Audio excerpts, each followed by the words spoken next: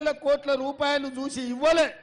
బలైన వర్గాలు ఒక ముదిరాజు బిడ్డకు మెదక్ పార్లమెంట్ నుంచి ఎన్నిక చేయాలి.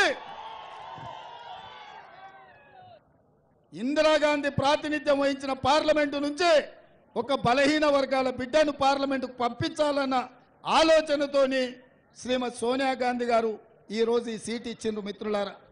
అందుకే నేను అడుగుతున్న మిత్రులారా, ముఖ్యంగా మా గౌడన్నలను, మా నేతన్నలను, మా గీతన్నలను, మా యాదవ సోదరులను నేను అడుగుతున్నా, మా ముదిరాజు బిడ్డలతో నేను అడుగుతున్నా, కష్టాలలో నష్టాలలో మీకు అండగుండే నీలం మధు కావాలనా, లేకపోతే మీ భూములు గింజుకొని మిమ్మల్ని మల్లన్న సాగర్లో ముంచి మీ మీద అక్రమ కేసులు పెట్టి పోలీసుల ఉక్కు పాతాలతో తొక్కించి లాఠీ చార్జీలు చేసి ఇదే సిద్దిపేటలో రంగనాయక సాగర్లో మీ భూములు గుంజుకొని అక్రమంగా ఫామ్ హౌజులు కట్టుకున్నోళ్ళు మీకు కావాలన్నా ఒక్కసారి ఆలోచన చేయండి మిత్రులారా. ఇవాళ ఈడ మున్సిపాలిటీలో మీరు కౌన్సిలర్లకు నామినేషన్లు అయితే పోలీసులు వచ్చి బెదిరిస్తారు. ఈడ సర్పంచ్కి నిలబడితే పోలీస్ స్టేషన్లలో వేసి కొడతారు.